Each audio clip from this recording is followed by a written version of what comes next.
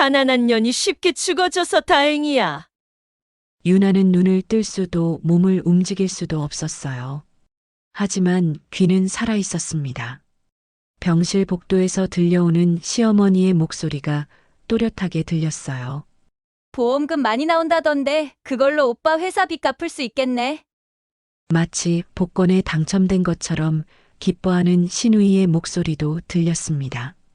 3년 전 교통사고로 온몸이 부서진 그날, 유나는 뱃속의 아이와 함께 자신의 인생마저 송두리째 잃었습니다.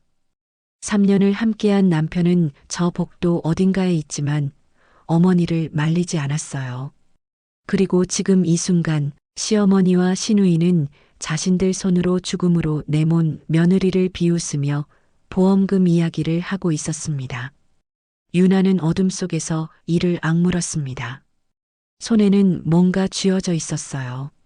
출발하기 전 가방에 넣었던 정성껏 술을 놓았던 하얀 손수건이었습니다.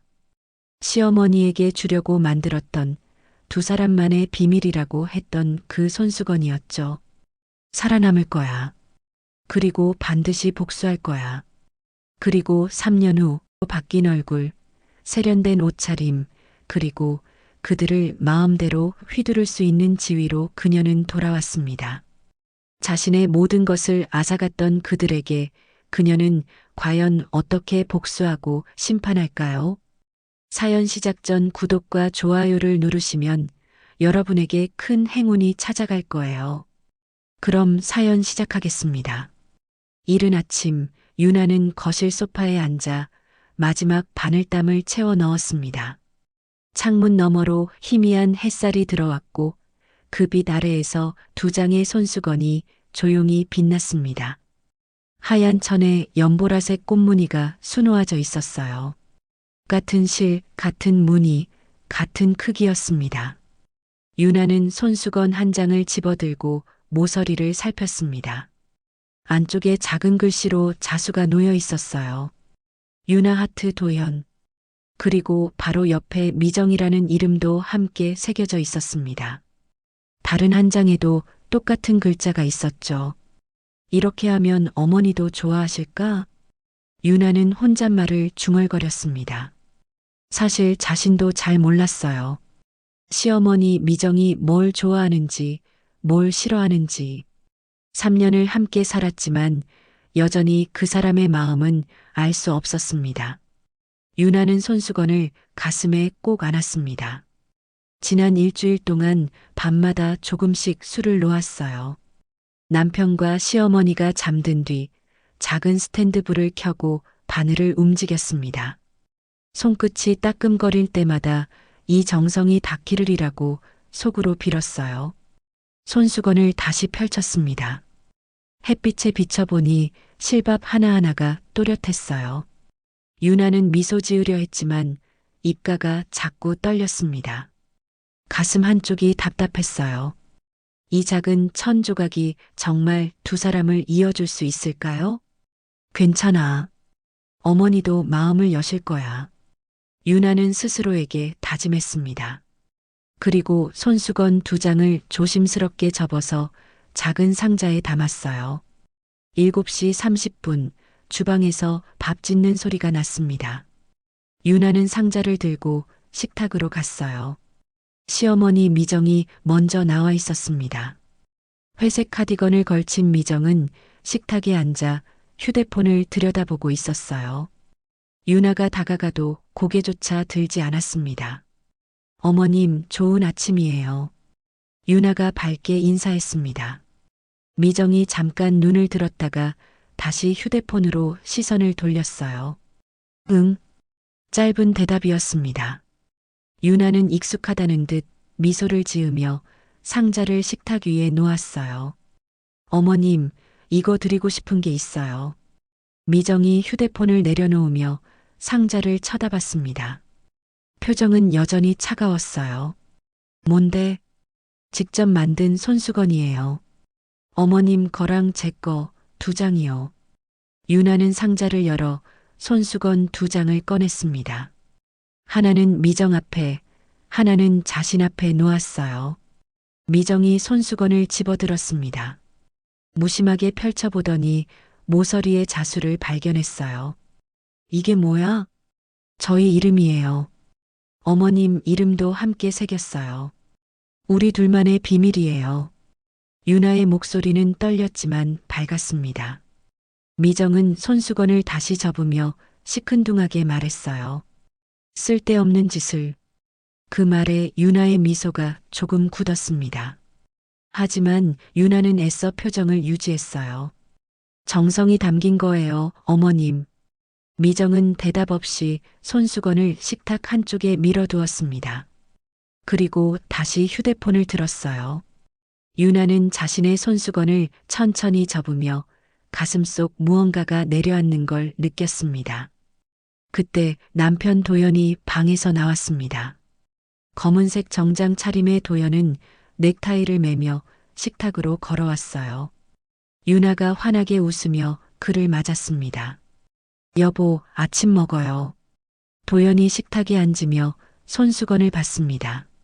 미정 앞에 놓인 것과 유나가 손에 든 것을 번갈아 보더니 어색하게 웃었어요. 그거 뭐야? 손수건이요. 어머님이랑 저 둘이 쓰려고 만들었어요. 도연의 미소가 조금 굳었습니다. 그는 어머니 미정을 힐끗 보았어요. 미정은 여전히 무표정했습니다. 도연이 억지로 밝게 말했어요. 그래, 수고했어. 그 말에는 진심이 담기지 않았습니다. 유나는 알았어요. 하지만 모르는 척했습니다. 밥그릇을 들고 남편 앞에 놓으며 또 웃었어요. 맛있게 드세요. 식사 시간 내내 식탁은 조용했습니다. 숟가락 부딪히는 소리만 작게 들렸어요. 유나는 밥을 한 숟가락 뜨고 미정을 보고 남편을 보고 다시 밥을 뜨기를 반복했습니다. 입안에서 밥알이 모래처럼 느껴졌어요. 미정이 먼저 숟가락을 놓았습니다. 그리고 도연에게 말했어요. 도연아, 차 점검 예약해뒀어? 네. 무슨 차요? 내 차 말고 유나 차. 요즘 이상한 소리 난다며. 유나가 고개를 들었습니다. 아, 그거요? 괜찮아요, 어머님. 별일 아닐 거예요. 미정이 차갑게 쳐다봤습니다. 차는 조심해야지. 사고 나면 누가 책임져? 유나는 더 이상 말하지 못했습니다. 도연이 중간에서 말했어요. 어머니가 신경 써주시는 거니까 고마워해. 유나는 고개를 끄덕였습니다. 가슴이 답답했지만 참았어요. 네, 감사합니다. 식사가 끝나고 도연이 출근 준비를 마쳤습니다. 유나는 현관까지 따라 나가 남편의 외투를 정리해줬어요. 잘 다녀와요. 도연이 짧게 웃으며 고개를 끄덕였습니다. 그리고 문을 열고 나갔어요. 유나는 닫히는 문을 보며 한숨을 쉬었습니다. 거실로 돌아오니 미정이 자리를 떴습니다. 손수건은 여전히 식탁에 그대로 있었어요. 유나는 그 손수건을 집어들고 천천히 접었습니다. 그리고 자신의 가방 안주머니에 조심스럽게 넣었어요. 언젠가는 이해해 주실 거야. 유나는 중얼거렸습니다. 하지만 목소리에는 확신이 없었어요. 창밖을 보니 하늘이 흐렸습니다. 아침의 햇살은 어느새 사라지고 회색빛 구름만 남았어요. 유나는 가슴에 손을 얹었습니다. 그 안에 작은 생명이 있다는 걸 알았어요. 임신 12주째였습니다.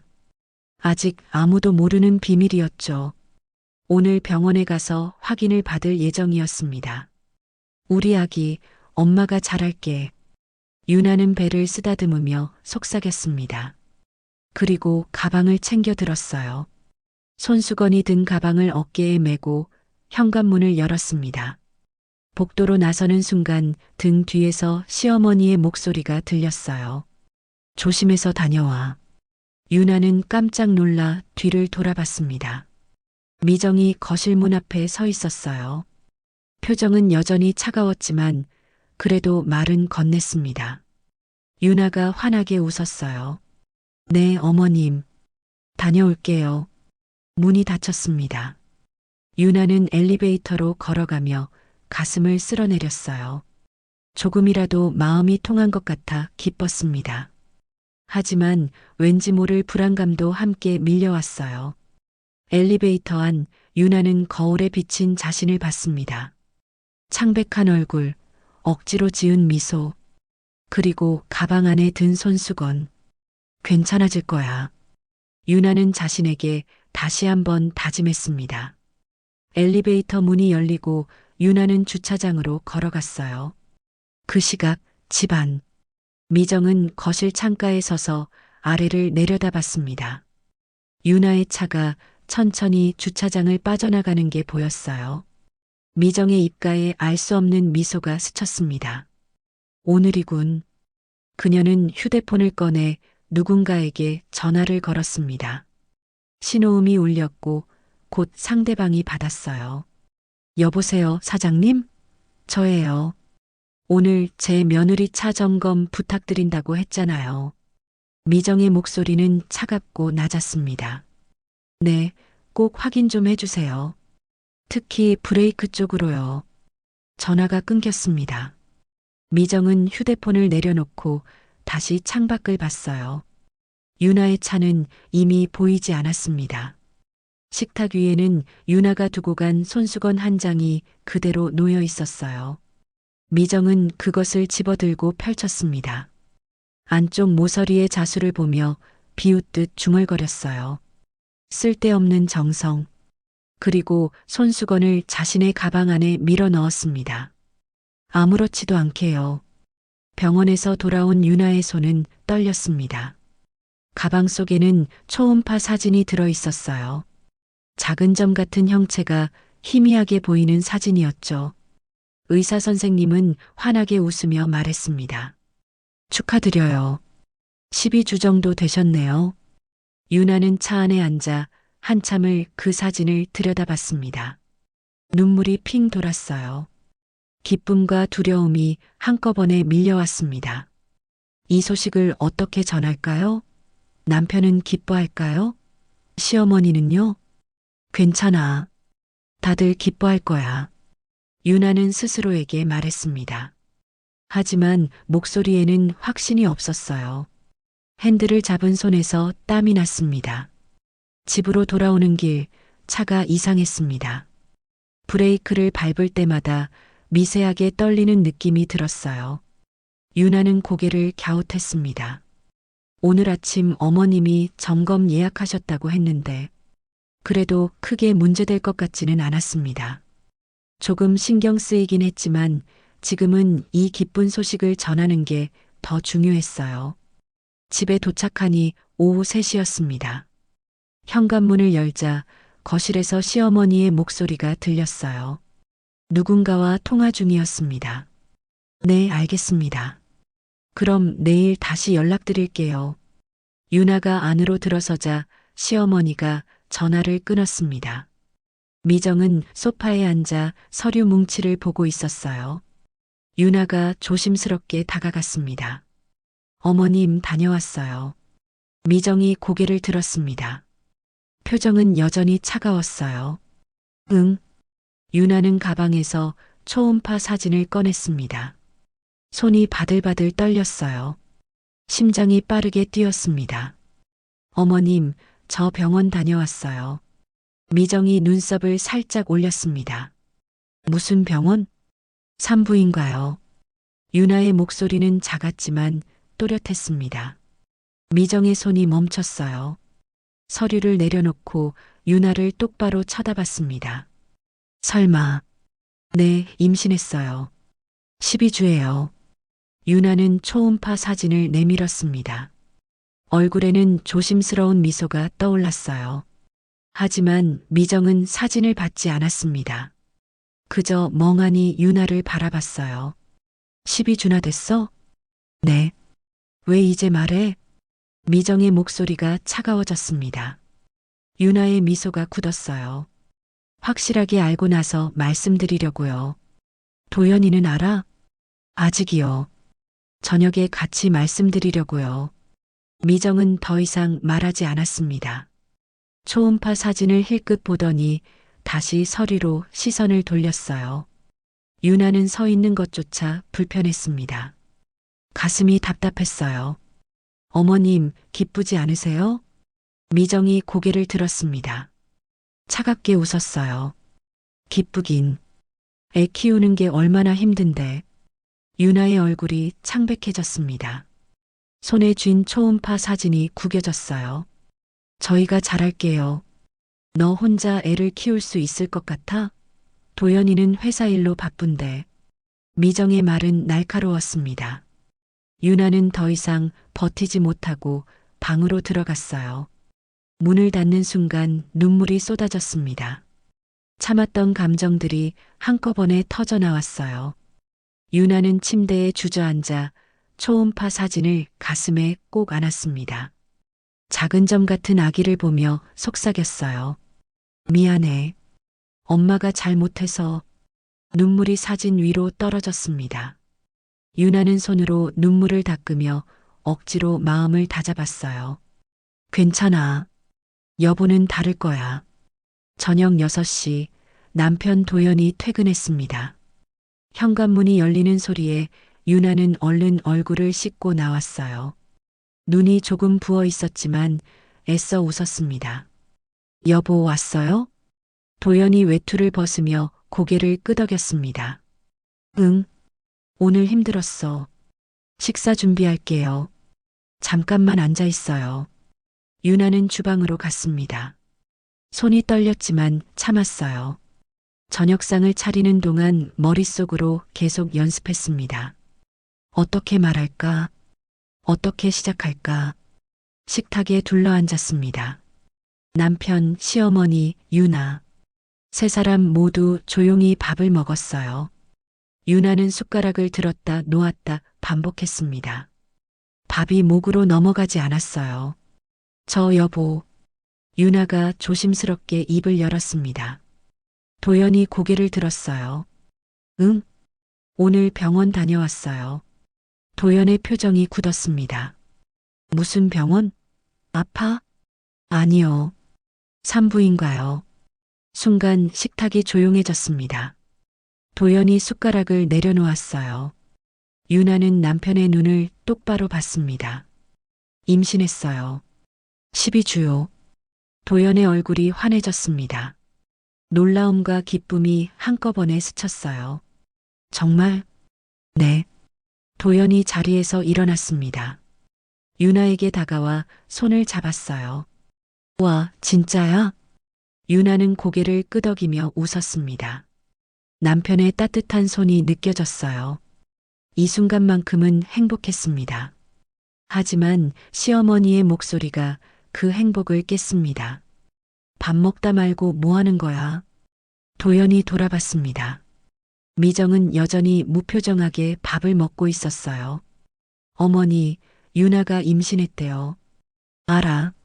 오늘 낮에 들었어. 미정은 짧게 대답했습니다. 도연이 어색하게 웃었어요. 그래도 좋은 소식이잖아요. 좋긴 뭐가 좋아. 애 키우는 게 장난이야? 너 혼자서 다 감당할 수 있을 것 같아? 미정의 말은 차가웠습니다. 도연의 미소가 사라졌어요. 유나는 고개를 숙였습니다. 다시 가슴이 답답해졌어요. 식사가 끝나고 미정이 먼저 자리를 떴습니다. 방으로 들어가기 전 말했어요. 도연아, 차 점검 내일 받아야 해. 유나 차 말이야. 네, 알겠습니다. 미정이 방문을 닫았습니다. 거실에는 도연과 유나만 남았어요. 도연이 유나의 손을 다시 잡았습니다. 유나야, 미안해. 어머니가 원래 좀 그래. 괜찮아요. 유나는 웃으려 했지만 입가가 떨렸습니다. 도연이 유나를 안아줬어요. 하지만 그 품이 따뜻하지 않았습니다. 어딘가 어색하고 불편했어요. 우리 잘할 수 있을까? 유나가 작게 물었습니다. 도연은 대답하지 않았어요. 그저 등을 토닥일 뿐이었습니다. 그날 밤 유나는 잠들지 못했습니다. 옆에 누운 남편은 코를 골며 자고 있었어요. 유나는 천장을 멍하니 바라봤습니다. 복도 쪽에서 작은 소리가 들렸습니다. 유나는 조심스럽게 일어나 문을 살짝 열었어요. 시어머니 방에서 불빛이 새어나왔습니다. 유나는 몰래 다가갔습니다. 문틈으로 안을 살짝 들여다봤어요. 미정이 책상에 앉아 서류를 보고 있었습니다. 보험 서류였어요. 유나는 숨을 죽였습니다. 미정이 혼잣말을 했습니다. 목소리는 낮고 차갑게 가라앉아 있었어요. 아들 인생은 내가 지킨다. 유나의 심장이 철렁 내려앉았습니다. 무슨 뜻일까요? 등골이 서늘해졌어요. 유나는 재빨리 자기 방으로 돌아갔습니다. 침대에 누워서도 그 말이 귓가에 맴돌았습니다. 아들 인생은 내가 지킨다. 대체 무슨 의미일까요? 유나는 가방 속 손수건을 꺼냈습니다.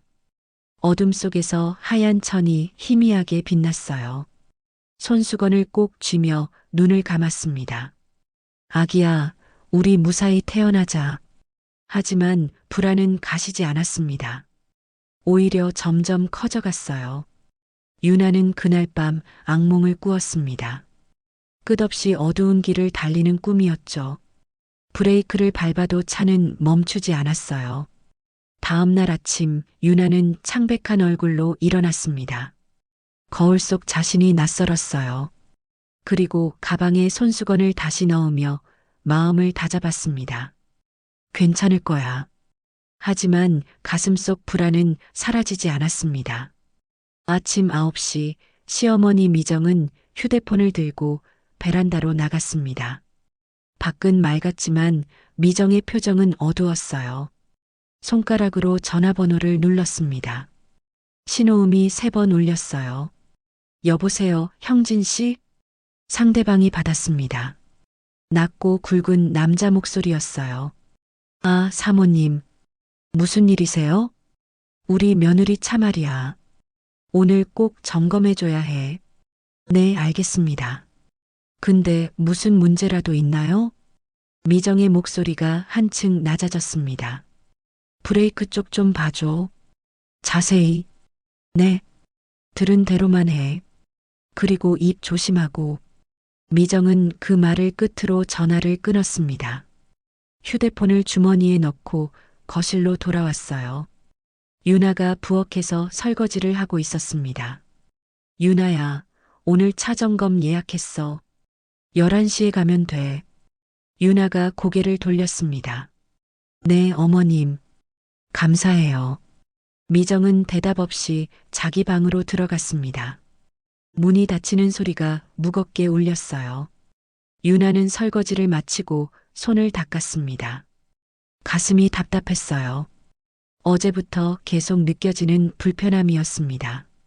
시어머니의 차가운 태도, 남편의 어색한 미소, 그리고 밤에 들었던 그 말. 아들 인생은 내가 지킨다. 유나는 고개를 저었습니다. 생각하지 말자.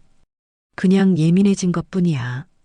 임신하면 다들 그렇다고 했잖아. 10시 30분 유나는 외출 준비를 했습니다. 가방을 들고 거울을 봤어요. 얼굴이 창백했습니다.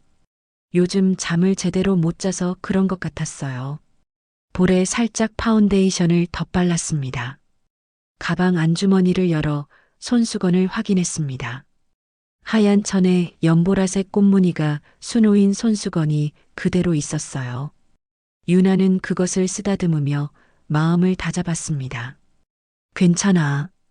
오늘도 잘할 수 있어. 현관문을 나서며 시어머니에게 인사했습니다. 어머님, 다녀올게요. 방 안에서 짧은 대답이 들렸습니다. 응. 유나는 엘리베이터를 타고 지하 주차장으로 내려갔습니다. 하얀색 소형차가 주차되어 있었어요. 결혼 1년 기념으로 남편이 사준 차였습니다. 유나는 운전석에 앉아 시동을 걸었어요. 엔진 소리는 평소와 같았습니다. 별다른 이상은 느껴지지 않았어요. 유나는 안전벨트를 매고 천천히 주차장을 빠져나갔습니다. 정비소까지는 차로 15분 거리였습니다. 유나는 익숙한 길을 따라 운전했어요. 신호등에서 멈출 때 브레이크를 밟았습니다. 어제처럼 미세하게 떨리는 느낌이 들었어요. 역시 좀 이상한가? 유나는 속도를 줄였습니다. 천천히 조심스럽게 운전했어요. 하지만 걱정은 되지 않았습니다. 곧 정비소에 도착할 테니까요. 정비소 앞에 도착했습니다. 형진가정비라는 간판이 보였어요. 유나는 차를 세우고 내렸습니다. 정비소 사장 형진이 나와서 맞았어요. 사모님 차시죠? 들어오세요. 네, 어머님께서 연락하셨을 거예요. 네, 알고 있습니다. 브레이크 점검하러 오셨죠? 유나는 고개를 끄덕였습니다. 형진은 웃으며 차 열쇠를 받았어요. 한 30분 정도 걸릴 거예요. 안에서 기다리세요. 유나는 대기실로 들어갔습니다. 낡은 소파에 앉아 잡지를 뒤적였어요. 하지만 글자가 눈에 들어오지 않았습니다. 자꾸 다른 생각이 들었어요. 시어머니의 차가운 눈빛, 남편의 어색한 미소, 그리고 뱃속의 아기. 유나는 배를 쓰다듬었습니다. 손바닥에서 따뜻함이 느껴졌어요. 우리 아기, 엄마가 지켜줄게. 30분이 지났습니다. 형진이 대기실로 들어왔어요. 사모님 다 봤습니다. 어떠셨어요? 별 문제 없어요. 조금 오래되긴 했는데 운행에는 지장 없습니다. 유나는 안도의 한숨을 쉬었습니다. 다행이네요. 감사합니다. 형진이 차 열쇠를 건넸습니다. 유나는 계산을 마치고 차에 올랐어요. 시동을 걸고 정비소를 나왔습니다. 병원까지는 차로 20분 거리였습니다. 오늘은 정기 검진 날이었어요. 의사 선생님께 초음파도 다시 보고 필요한 검사도 받을 예정이었습니다. 유나는 라디오를 켰습니다. 밝은 음악이 흘러나왔어요. 기분이 조금 나아지는 것 같았습니다. 유나는 콧노래를 흥얼거리며 운전했어요. 하지만 3분쯤 지났을 때였습니다. 신호등이 빨간불로 바뀌었어요. 유나는 브레이크를 밟았습니다. 밟혔습니다. 그런데 차가 멈추지 않았어요. 유나의 심장이 철렁 내려앉았습니다. 다시 브레이크를 밟았어요. 더 세게, 더 강하게. 하지만 차는 계속 나아갔습니다. 안 돼, 안 돼. 유나의 목소리가 떨렸습니다. 손에서 땀이 쏟아졌어요. 심장이 미친 듯이 뛰었습니다. 앞에 다른 차가 서 있었습니다. 신호를 기다리는 차였어요. 유나는 핸들을 급하게 꺾었습니다. 차가 옆으로 미끄러졌어요. 제발, 제발. 유나는 계속 브레이크를 밟았습니다. 발에 힘을 잔뜩 주었어요. 하지만 소용없었습니다.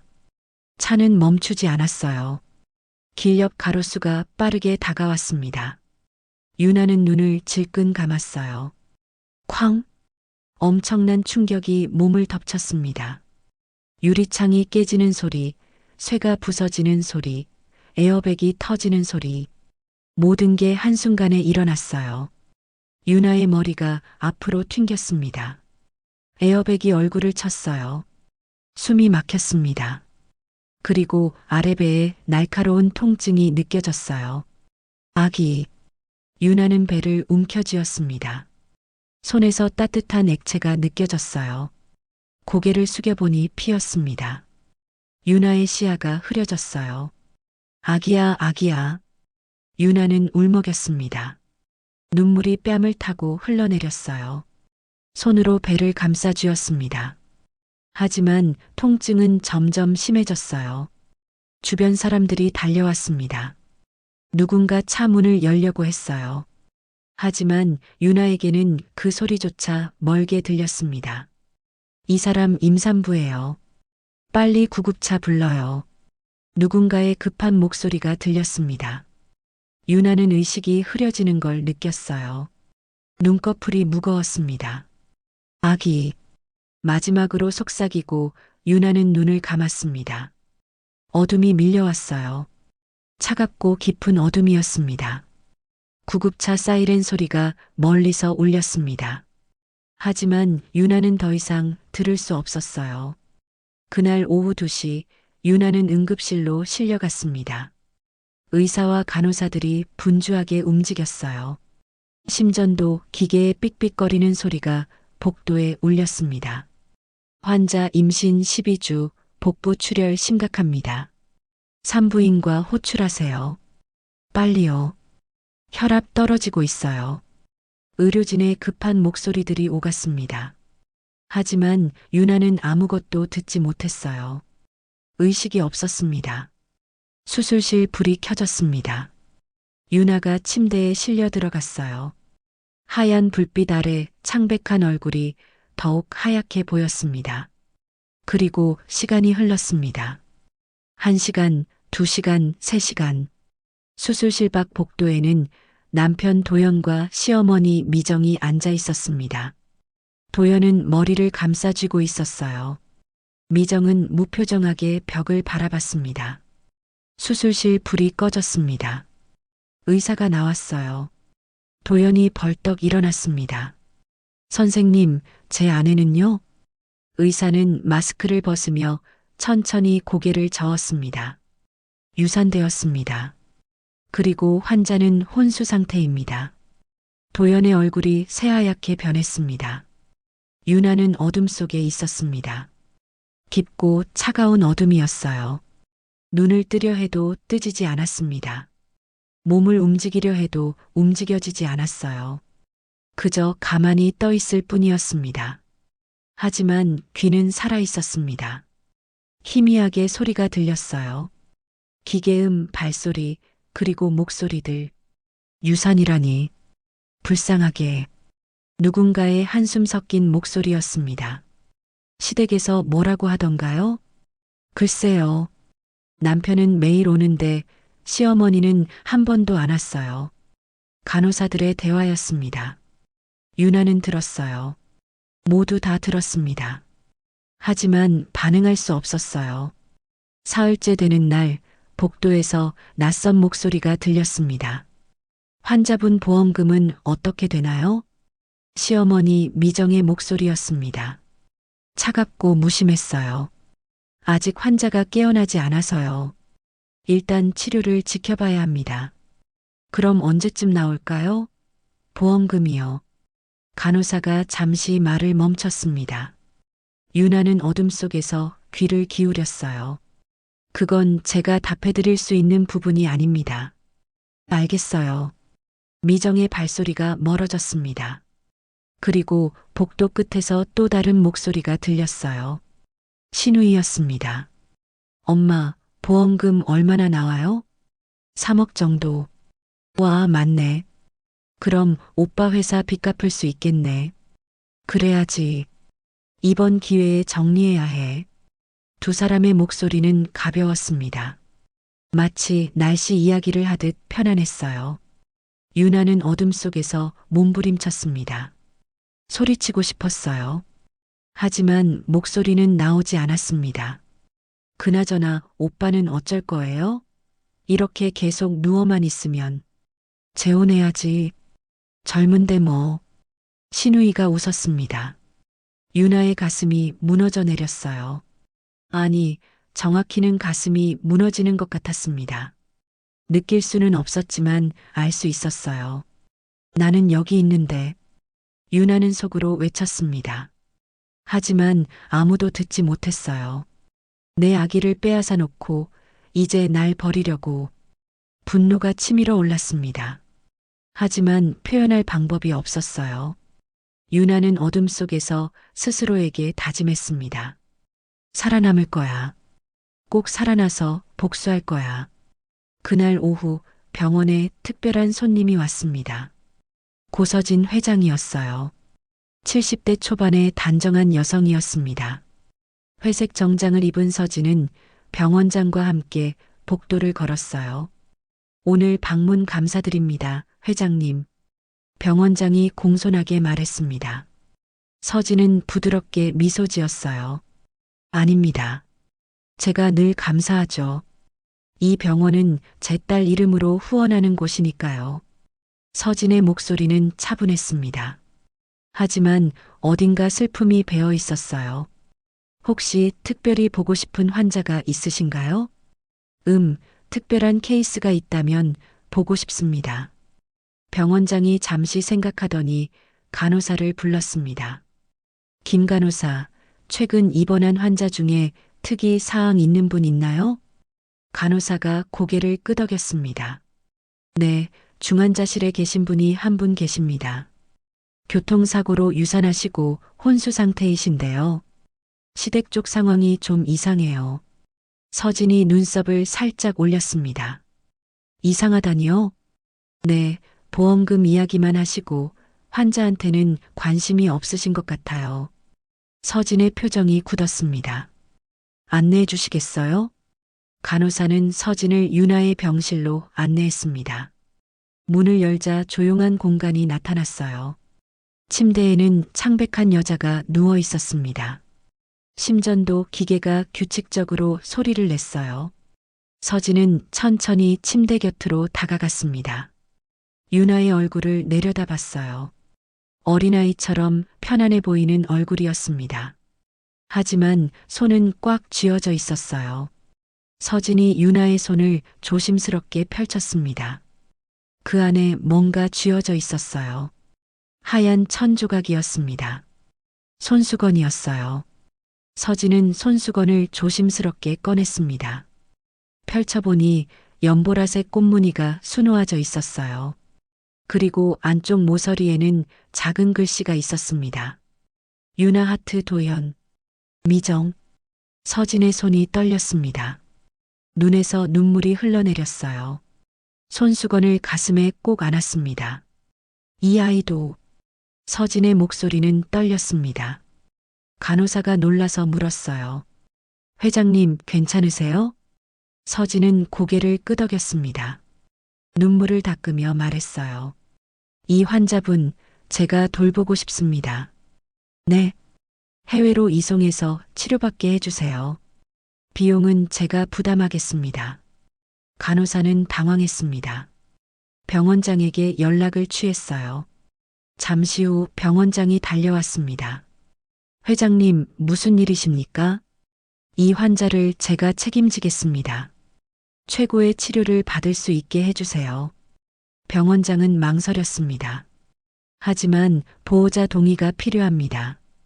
보호자가 누구죠? 남편분입니다. 서진은 고개를 끄덕였습니다. 남편분을 만나게 해주세요.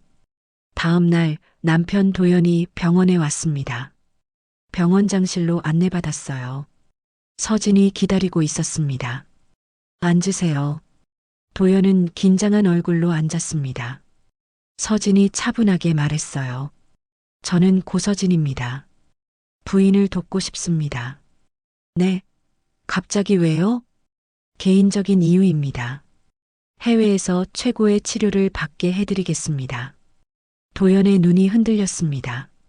비용은요? 제가 부담합니다. 도연은 잠시 고민했습니다. 그리고 고개를 끄덕였어요. 감사합니다. 그렇게 해주세요. 도연의 대답은 너무 빨랐습니다. 망설임도 없었어요. 서진은 그 모습을 조용히 지켜봤습니다. 부인이 깨어나면 연락드리겠습니다. 네, 알겠습니다. 도연은 일어나 인사하고 나갔습니다. 서진은 그의 뒷모습을 보며 작게 한숨을 쉬었어요. 이 아이를 지켜줘야겠어. 일주일 후 유나는 전용기에 실렸습니다. 의료진이 동행했어요. 서진도 함께 탔습니다. 비행기가 이륙하는 동안 서진은 유나의 손을 꼭 잡았어요. 아가야, 이제 괜찮아. 내가 지켜줄게. 서진의 목소리는 따뜻했습니다. 유나는 여전히 눈을 뜨지 못했어요. 하지만 어둠 속에서 그 목소리를 들었습니다. 차가운 어둠 속에 작은 빛이 들어오는 것 같았어요. 비행기는 태평양을 건넜습니다. 미국 서부의 한 병원에 도착했어요. 최고의 의료진이 대기하고 있었습니다. 유나는 특별 병실로 옮겨졌습니다. 매일 최고의 치료를 받았어요. 물리치료, 약물치료, 그리고 끊임없는 관심과 보살핌. 서진은 매일 병실에 들렀습니다. 유나의 손을 잡고 말을 걸었어요. 유나야, 깨어나렴. 아직 할 일이 남았잖니. 그리고 손수건을 유나의 손에 쥐어줬습니다. 이걸 만들 때 내 마음을 기억해. 그 마음으로 다시 일어서렴. 어둠 속에서 유나는 들었습니다. 그 따뜻한 목소리를, 그 간절한 바람을. 그리고 천천히, 아주 천천히 어둠에서 빠져나오기 시작했어요. 석 달째 되는 날, 유나의 손가락이 움직였습니다. 미세한 떨림이었어요. 간호사가 그것을 발견하고 의사를 불렀습니다. 회장님, 환자가 반응하고 있습니다. 서진이 달려왔습니다. 유나의 손을 잡았어요. 유나야, 들려? 유나의 눈꺼풀이 떨렸습니다. 천천히, 아주 천천히 눈이 떠졌어요. 희미한 빛이 들어왔습니다. 유나의 입술이 움직였습니다. 소리는 나오지 않았지만 입모양으로 알 수 있었어요. 서진이 눈물을 흘리며 웃었습니다. 잘했어, 유나야. 이제 시작이야. 유나는 천천히 초점을 맞췄습니다. 낯선 천장, 낯선 사람, 낯선 곳. 하지만 손에는 익숙한 감촉이 느껴졌어요. 손수건이었습니다. 유나는 손수건을 꼭 쥐었습니다. 그리고 마음속으로 다짐했어요. 살아났어. 이제 복수할 차례야. 유나가 눈을 뜬 지 일주일이 지났습니다. 몸은 여전히 약했어요. 팔을 들어 올리는 것조차 힘들었습니다. 하지만 정신은 또렷했어요. 그 누구보다 또렷했습니다. 서진은 매일 병실에 왔습니다. 유나의 손을 잡고 천천히 말했어요. 유나야, 이제 내가 선택해야 해. 그냥 돌아갈 거니 아니면 새로 시작할 거니? 유나는 서진을 똑바로 봤습니다. 목소리는 약했지만 단호했어요. 새로 시작하고 싶어요. 서진이 고개를 끄덕였습니다. 그럼 준비해야 할 게 많아. 시간이 걸릴 거야. 얼마나요? 3년 정도. 유나는 잠시 침묵했습니다. 3년. 긴 시간이었어요. 하지만 필요한 시간이기도 했습니다. 할게요. 서진이 유나의 손을 꼭 쥐었습니다. 힘들 거야. 포기하고 싶을 때도 있을 거고. 괜찮아요. 저 이미 다 잃었어요. 유나의 눈에서 눈물이 흘렀습니다. 하지만 목소리는 떨리지 않았어요. 아기도 남편도 가족도 이제 남은 건 복수뿐이에요. 서진은 유나를 안아줬습니다. 따뜻한 품이었어요. 유나는 처음으로 울음을 터뜨렸습니다. 참았던 슬픔이 한꺼번에 쏟아졌어요. 울어. 다 울어내렴. 그래야 다시 시작할 수 있어. 유나는 한참을 울었습니다. 서진의 품에서, 낯선 병실에서, 먼 나라에서 모든 것을 잃은 슬픔을 쏟아냈어요. 2개월이 지났습니다. 유나는 재활 치료를 시작했어요. 처음에는 침대에서 일어나는 것조차 힘들었습니다. 다리에 힘이 없었어요. 간호사 2명이 부축해야 겨우 설 수 있었습니다. 천천히 하세요. 무리하지 마시고요. 물리치료사가 옆에서 격려했습니다. 유나는 이를 악물고 한 걸음씩 걸었어요. 땀이 비 오듯 쏟아졌습니다. 온몸이 떨렸어요. 할 수 있어. 유나는 스스로에게 말했습니다. 1걸음, 2걸음, 3걸음. 다리가 후들거렸지만 멈추지 않았어요. 1달이 지나자 혼자 걸을 수 있게 됐습니다. 2달이 지나자 뛸 수 있었어요. 3달째 유나는 헬스장에서 운동을 시작했습니다. 서진이 특별한 선생님을 데려왔습니다. 호신술 강사였어요. 앞으로는 내 몸을 내가 지켜야 해. 선생님은 엄격했습니다. 매일 2시간씩 훈련이 이어졌어요. 유나는 쓰러지고 일어나고 또 쓰러졌습니다. 온몸이 멍투성이가 됐어요. 포기하고 싶으세요? 선생님이 물었습니다. 유나는 고개를 저었어요. 아니요. 왜 하는 건데요? 다시는 당하지 않기 위해서요. 유나의 눈빛은 날카로웠습니다. 선생님이 만족스럽게 웃었어요. 좋아요. 계속하죠. 6개월이 지났습니다. 유나의 몸은 달라졌어요. 더 단단해지고 더 강해졌습니다. 이제 혼자서도 자신을 지킬 수 있었어요. 서진은 다음 단계를 준비했습니다. 경영과 법률 공부였어요. 복수는 주먹으로 하는 게 아니야. 머리로 하는 거지. 개인 교사가 왔습니다. 경영학, 회계, 법률, 투자. 유나는 하루 6시간씩 공부했어요. 머리가 지끈거렸습니다. 하지만 멈추지 않았어요. 회사는 어떻게 망하나요? 유나가 물었습니다. 선생님이 칠판에 그림을 그렸어요. 돈줄이 끊기면 망해요. 은행이 대출을 안 해주거나 거래처가 계약을 끊거나 평판이 나빠지면 끝이에요. 유나는 열심히 메모했습니다. 하나하나 놓치지 않았어요. 그럼 어떻게 돈줄을 끊을 수 있나요? 증거가 필요해요.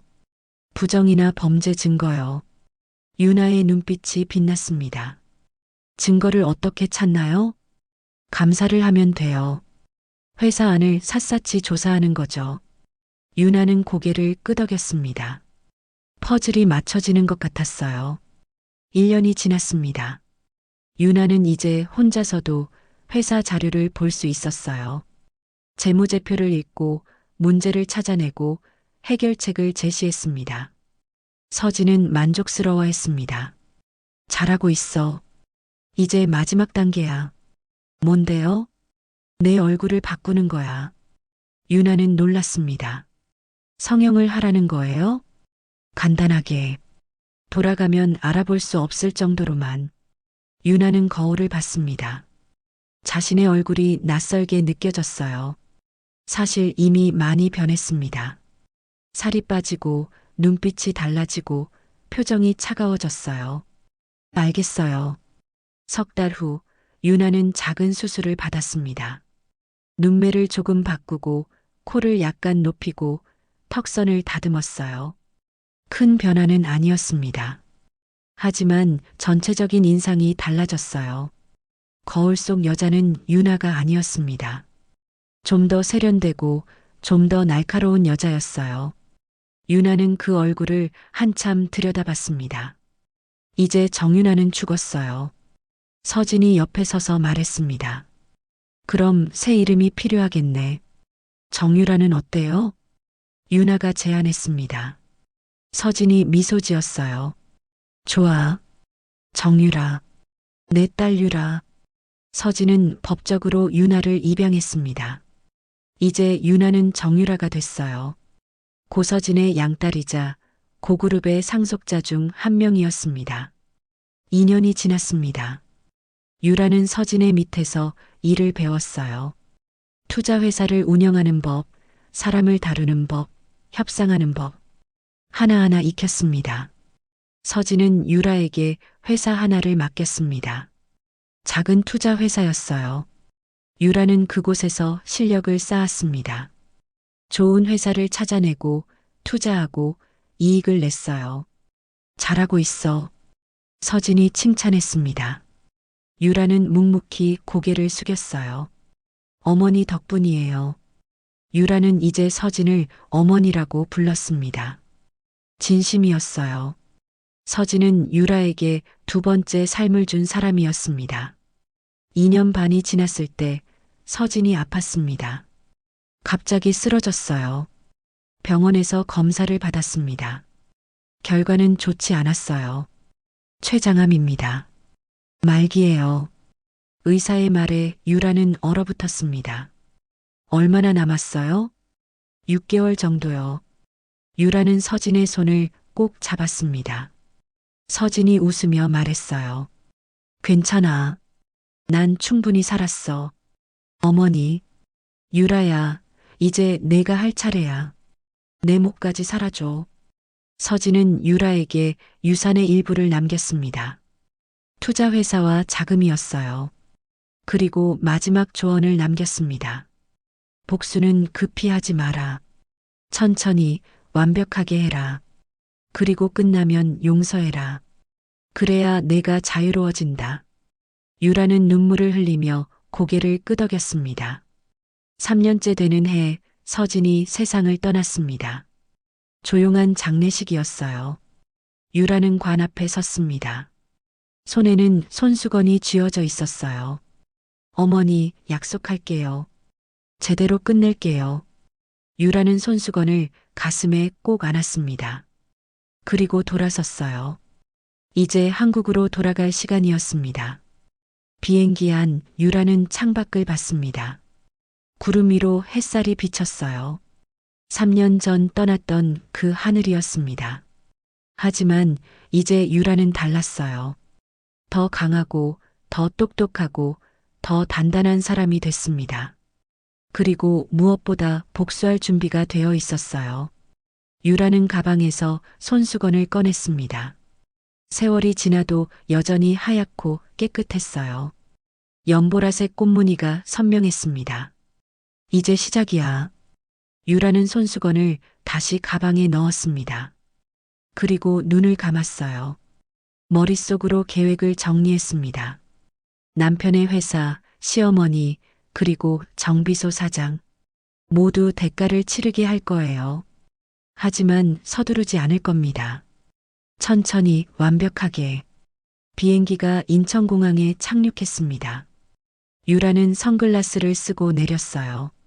검은색 정장을 입은 여자는 더 이상 정유라가 아니었습니다. 고그룹 투자사 대표 정유라. 그녀의 귀환이었습니다. 서울 강남의 한 호텔, 스위트룸. 유라는 창가에 서서 밤 풍경을 내려다봤습니다. 3년 만에 보는 서울이었어요. 화려한 불빛들이 반짝였습니다. 하지만 유라의 눈빛은 차갑게 가라앉아 있었어요. 책상 위에는 서류 뭉치가 놓여 있었습니다. DH그룹 실사 자료라고 적혀 있었어요. 유라는 서류를 펼쳤습니다. 남편 도연의 회사 자료였죠. 중견 유통 회사였습니다. 백화점에 물건을 납품하는 사업을 했어요. 직원은 200명 정도, 연 매출은 500억 원 규모였습니다. 상장 준비 중이라고 적혀 있었어요. 상장 준비라. 유라가 차갑게 웃었습니다. 그럼 돈이 필요하겠네요. 투자자를 찾고 있을 거예요. 다음 페이지를 넘겼습니다. 재무제표가 나왔어요. 유라는 숫자들을 꼼꼼히 살폈습니다. 빚이 많았어요. 은행 대출이 200억 원이 넘었습니다. 힘들겠는걸. 유라는 메모했습니다. 약점이 보였어요. 돈줄이 불안한 회사였습니다. 마지막 페이지에는 경영진 명단이 있었습니다. 대표이사 이도현, 재무이사 한미정. 유라의 손이 멈췄어요. 시어머니가 회사 재무를 맡고 있었습니다. 재밌네. 유라는 서류를 덮었습니다. 그리고 휴대폰을 들었어요. 비서에게 전화를 걸었습니다.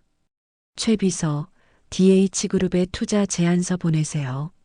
알겠습니다. 조건은요? 100억 원 투자.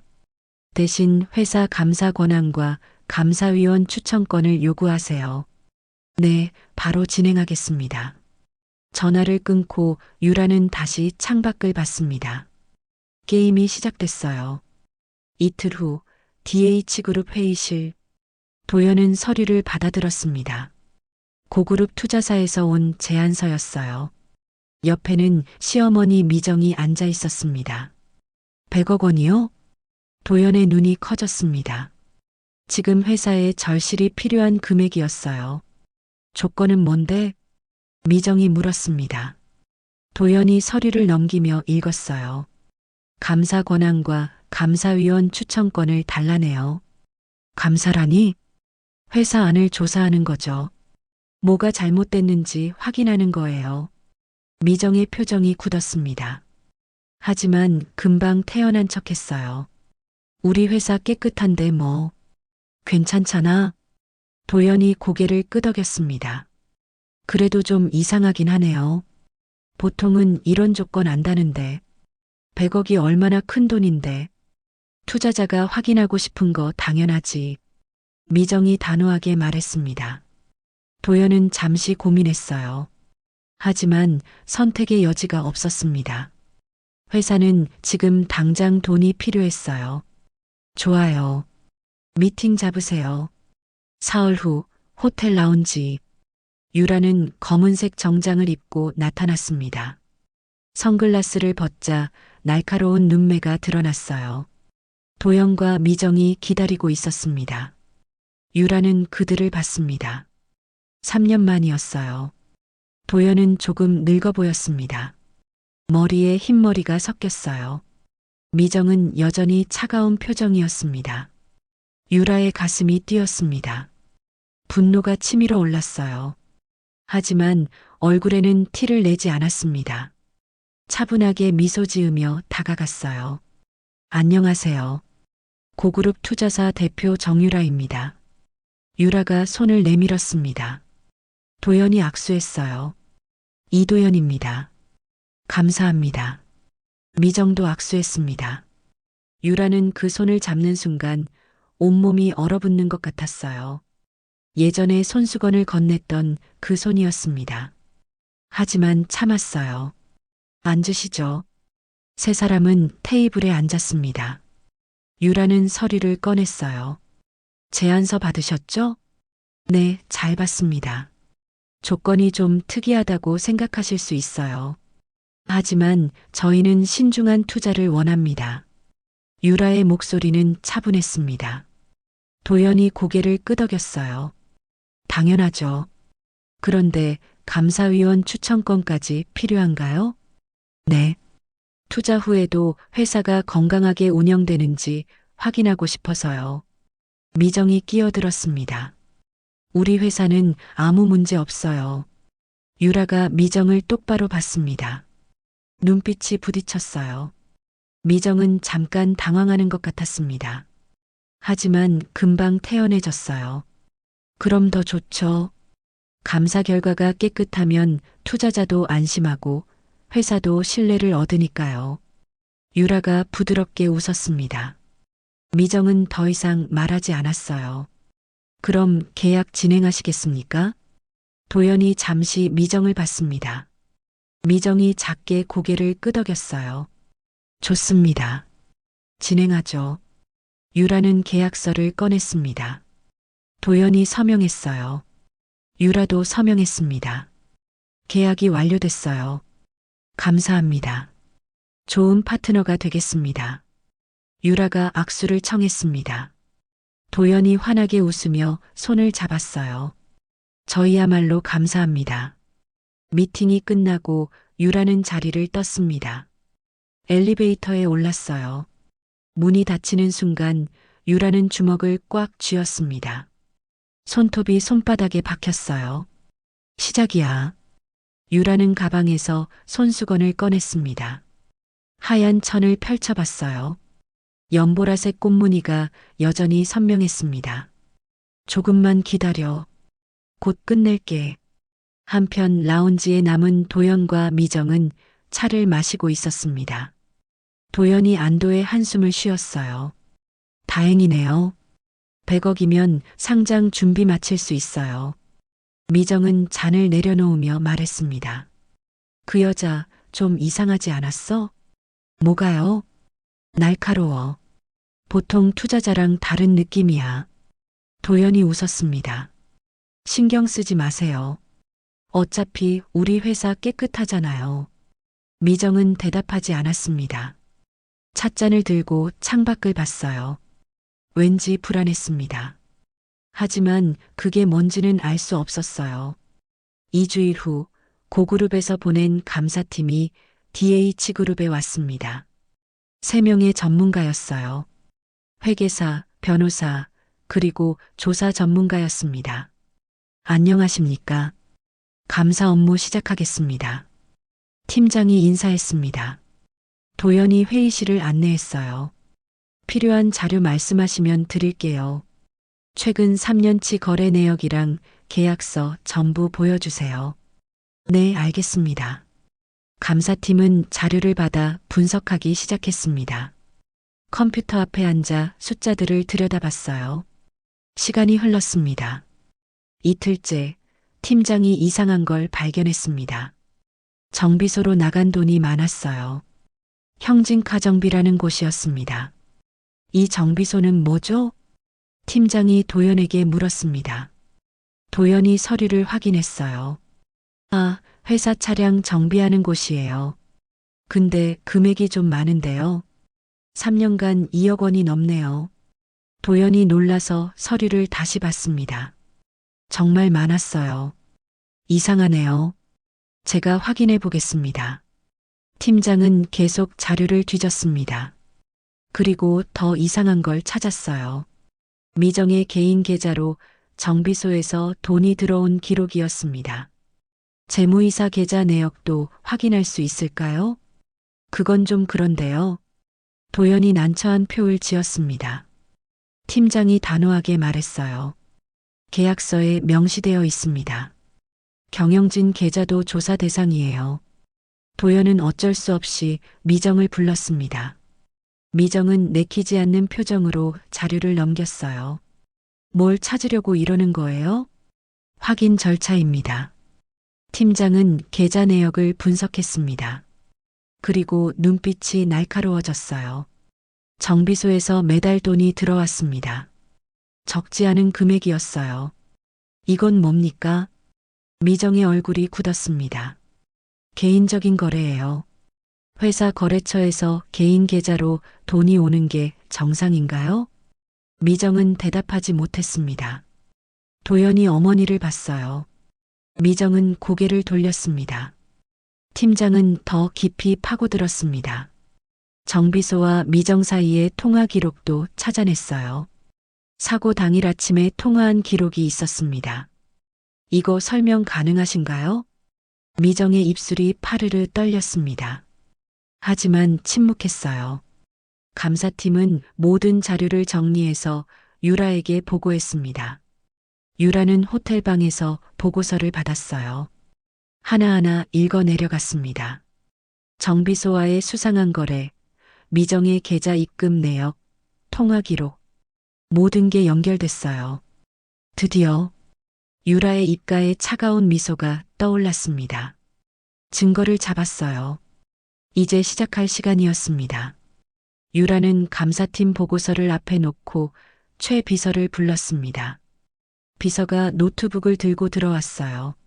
정리된 증거 목록 보여드릴게요. 최 비서가 화면을 켰습니다. 항목들이 나타났어요. 첫째, 형진 가정비와 DH그룹 간 3년간 2억 원의 과다 지출. 둘째, 재무이사 한미정 개인 계좌로 매달 500만 원씩 입금. 셋째, 사고 당일 아침 한미정과 형진의 통화 기록. 유라는 고개를 끄덕였습니다. 이걸로 충분해요. 다음 단계로 넘어가죠. 어떻게 하시겠습니까? 유라의 눈빛이 차갑게 빛났습니다. 은행부터 압박하세요. 대출 심사 강화 요청하고요. 알겠습니다. 최 비서가 나갔습니다. 유라는 창밖을 봤어요. 서울의 밤이 깊어가고 있었습니다. 이제 무너지기 시작할 거야. 이틀 후 DH그룹 회의실. 도연은 은행에서 온 통지서를 받았습니다. 손이 떨렸어요. 대출 축소 통보라니. 재무팀장이 난처한 표정으로 말했습니다. 갑자기 신용 등급이 떨어졌대요. 감사에서 문제가 발견됐다고. 도연이 미정을 불렀습니다. 미정이 회의실로 들어왔어요. 얼굴이 창백했습니다. 어머니, 이게 무슨 일이에요? 도연이 서류를 내밀었습니다. 미정은 서류를 받지 않았어요. 나도 몰라. 정비소 거래가 문제래요.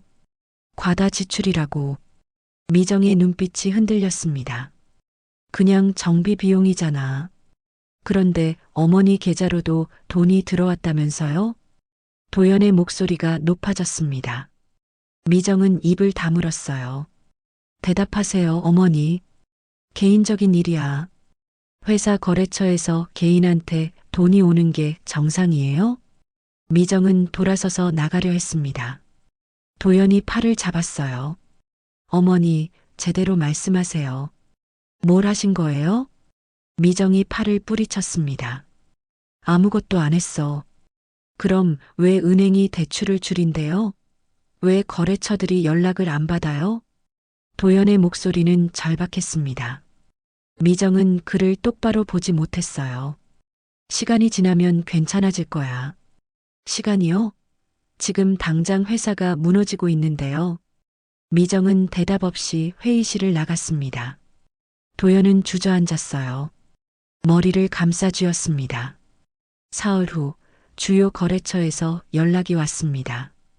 계약 보류 통보였어요. 무슨 소리예요? 3년째 거래하던 곳인데. 도연이 전화기를 붙잡고 애원했습니다. 죄송합니다. 본사 방침이에요. DH그룹의 신용에 문제가 생겼다고 해서요. 무슨 문제요? 내부 부정 의혹이 있다던데요. 저희도 자세히는 모릅니다. 전화가 끊겼습니다. 도연은 허공을 바라봤어요. 온몸에 힘이 빠졌습니다. 대체 누가 이러는 거야? 그때 비서가 급하게 들어왔습니다. 대표님, 기사 났어요. 무슨 기사? 비서가 태블릿을 내밀었습니다. 경제뉴스 사이트였어요. 제목이 크게 떠 있었습니다. DH그룹 내부 부정 의혹으로 감사 진행 중. 도연의 얼굴이 새하얗게 변했습니다. 기사를 읽어 내려갔어요. 고그룹 투자사의 감사 결과 부정거래 정황 포착, 정비업체와의 금전거래 수상, 재무이사 개인 계좌 의혹. 도연은 태블릿을 내려놓았습니다. 손이 떨렸어요. 끝났어. 그날 오후 주주들이 소집됐습니다. 긴급 회의였어요. 도연은 회의실 앞에 섰습니다.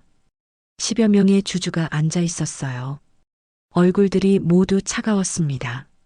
설명하시죠, 대표님. 한 주주가 냉정하게 말했습니다. 도연은 입을 열었어요. 감사 결과에 대해 해명드리겠습니다. 해명이요? 기사가 다 났는데요. 사실관계를 확인 중입니다.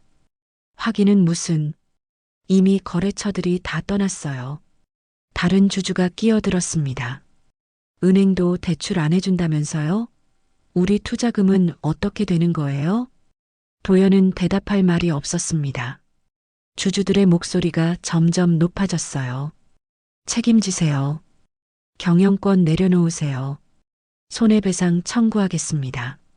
도연은 그 말들을 들으며 무너져 내렸습니다. 회의는 결렬됐어요. 주주들이 하나둘 자리를 떠났습니다. 회의실에 혼자 남은 도연은 창밖을 봤습니다. 하늘이 잔뜩 흐렸어요. 비가 올 것 같았습니다. 어떻게 이렇게 됐지? 도연은 주머니에서 휴대폰을 꺼냈습니다. 3년 전 사진을 봤어요. 유나와 함께 찍은 사진이었습니다. 환하게 웃는 유나의 얼굴이 보였어요. 유나야, 미안해. 도연의 눈에서 눈물이 떨어졌습니다. 한편 유라는 호텔 라운지에서 차를 마시고 있었습니다. 최 비서가 보고를 했어요. 은행 3곳에서 대출 거절했습니다. 거래처 15곳이 계약을 보류했고요. 언론 반응은 예상대로입니다. 주요 경제지에 모두 보도됐어요. 유라는 차를 한 모금 마셨습니다. 따뜻한 액체가 목을 타고 내려갔어요. 다음은 검찰에 자료 제출하시겠습니까? 유라는 잠시 생각했습니다. 그리고 고개를 끄덕였어요. 네. 형진가정비 사장 계좌 내역이랑 통화 녹취 전부 넘기세요. 알겠습니다. 최 비서가 나갔습니다. 유라는 가방에서 손수건을 꺼냈어요. 하얀 천을 펼쳐봤습니다. 연보라색 꽃무늬가 희미하게 빛났어요. 조금만 더. 유라는 손수건을 다시 접어 가방에 넣었습니다. 그리고 창밖을 봤어요. 빗방울이 떨어지기 시작했습니다. 2주일 후 검찰이 움직였습니다. 형진 가정비에 압수수색이 들어갔어요. 정비소 사장은 급히 서류를 숨기려 했지만 늦었습니다. 조영진 씨, 동행하시죠? 수사관이 말했습니다. 정비소 사장의 얼굴이 새하얗게 질렸어요. 저 아무것도 안 했어요.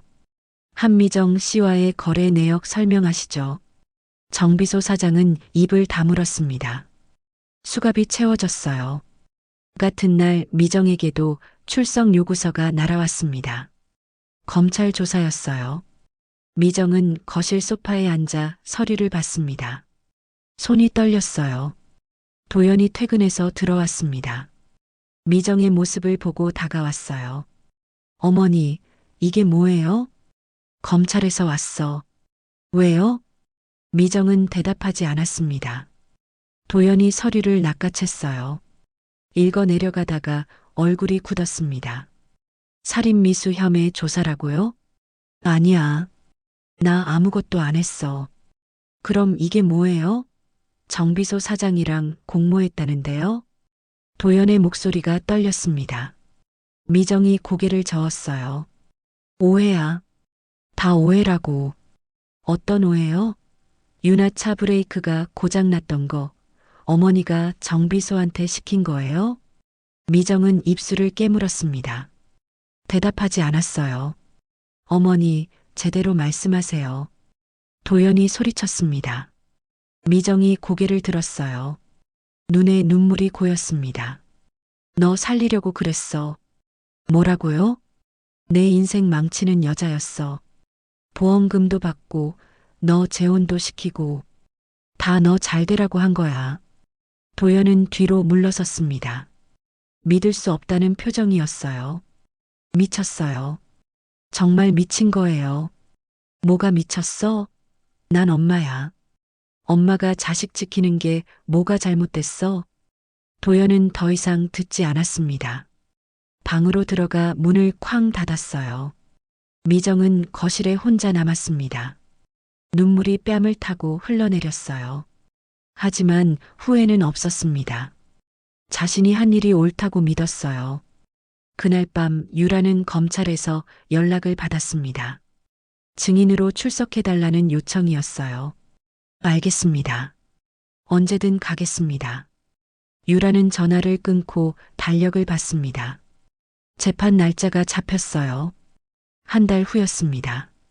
드디어 유라는 가슴이 뛰는 걸 느꼈습니다. 3년을 기다렸어요. 이제 마지막이 다가오고 있었습니다. 재판 당일 오전 9시 서울중앙지방법원 앞에는 사람들이 모여 있었습니다. 기자들이 카메라를 들고 대기했어요. 방청객들도 줄을 서서 입장을 기다렸습니다. 유라는 검은색 정장을 입고 법원 계단을 올랐습니다. 선글라스 너머로 법원 건물이 보였어요. 높고 위험 있는 건물이었습니다. 유라는 가슴에 손을 얹었어요. 심장이 빠르게 뛰었습니다. 드디어 이날이 왔네. 유라는 선글라스를 벗었습니다. 그리고 법원 안으로 들어갔어요. 법정 안은 조용했습니다. 판사석은 아직 비어 있었어요. 방청석에는 사람들이 앉기 시작했습니다. 유라는 증인석 근처에 자리를 잡았어요. 미정이 들어왔습니다. 회색 재킷을 입은 미정은 여전히 당당해 보였어요. 하지만 얼굴은 많이 야위었습니다. 변호인과 함께 피고인석에 앉았어요. 정비소 사장도 들어왔습니다. 수갑을 찬 채였어요. 얼굴은 창백했습니다. 교도관의 안내를 받아 미정 옆에 앉았어요. 도연도 방청석에 있었습니다. 유라보다 몇 줄 앞쪽이었어요. 도연은 고개를 숙인 채 손을 꼭 쥐고 있었습니다. 전원 기립. 법원 직원의 목소리가 울렸습니다. 사람들이 일어섰어요. 판사가 입장했습니다. 50대 중반의 여성 판사였어요. 착석하세요. 사람들이 자리에 앉았습니다. 판사가 서류를 펼쳤어요. 지금부터 피고인 한미정, 조영진에 대한 살인미수 및 사기 혐의 사건 심리를 시작하겠습니다. 판사의 목소리는 차분하고 단호했습니다. 법정이 더욱 조용해졌어요. 검사가 일어섰습니다. 피고인 한미정은 3년 전 며느리 정윤아의 차량 브레이크를 고의로 훼손하도록 공모했습니다. 이로 인해 피해자는 교통사고를 당했고 유상과 함께 중상을 입었습니다. 검사가 증거 자료를 제시했습니다. 스크린에 계좌 내역이 떴어요. 피고인은 정비소 사장 조영진에게 정기적으로 금품을 제공했으며 사고 당일 아침 통화를 통해 범행을 지시한 정황이 포착됐습니다. 방청석에서 웅성거림이 일었습니다. 판사가 망치를 두드렸어요. 조용히 하세요. 미정의 변호인이 일어섰습니다. 이에 있습니다. 통화 내용만으로는 범행 지시를 증명할 수 없습니다. 통화 녹취가 있습니다. 검사가 말했습니다. 스크린에 음성 파형이 나타났어요. 재생 버튼이 눌렸습니다. 미정의 목소리가 법정에 울렸습니다. 우리 며느리 차 오늘 꼭 점검해줘. 특히 브레이크 쪽으로. 방청석이 술렁였습니다. 미정의 얼굴이 굳었어요. 검사가 계속 말했습니다. 피고인 조영진은 이 지시에 따라 피해자 차량의 브레이크 라인을 손상시켰습니다. 점검했다고 거짓말을 하고 차를 돌려보냈죠. 정비소 사장이 고개를 떨어뜨렸습니다. 피고인 할 말 있습니까? 판사가 물었습니다. 정비소 사장이 떨리는 목소리로 말했어요. 죄송합니다. 제가 잘못했습니다. 구체적으로 진술하세요. 한미정 씨가 시킨 대로 했습니다. 돈을 받고 브레이크를 건드렸어요. 사람이 다칠 줄은 몰랐습니다. 방청석에서 한숨 소리가 들렸습니다. 미정은 여전히 입을 다물고 있었어요. 피고인 한미정, 진술하시겠습니까? 판사가 물었습니다. 미정이 일어섰어요. 저는 아무것도 시킨 적 없습니다. 통화 녹음은 어떻게 설명하시겠습니까? 그건 그냥 점검 부탁한 거예요. 고의가 아닙니다. 미정의 목소리는 단호했습니다. 하지만 떨리고 있었어요. 검사가 다시 일어섰습니다. 이제 증인을 신문하겠습니다. 고그룹 투자사 대표 정유라 씨를 증인석으로. 유라가 일어섰습니다. 천천히 증인석으로 걸어갔어요. 모든 시선이 유라에게 쏠렸습니다. 선서를 마치고 유라는 앉았습니다. 판사가 물었어요. 증인은 이번 사건과 어떤 관계입니까? 저는 DH그룹에 투자한 투자자입니다. 감사 과정에서 이 사건을 발견했습니다. 유라의 목소리는 차분했습니다. 감사 중 발견한 증거를 검찰에 제출했고 오늘 이 자리에 섰습니다. 증인, 추가로 진술할 내용이 있습니까? 판사가 물었습니다. 유라는 잠시 침묵했어요. 그리고 가방을 열었습니다. 네, 있습니다. 유라는 가방에서 하얀 손수건을 꺼냈습니다. 연보라색 꽃무늬가 수놓인 손수건이었어요. 법정이 조용해졌습니다. 이게 뭡니까?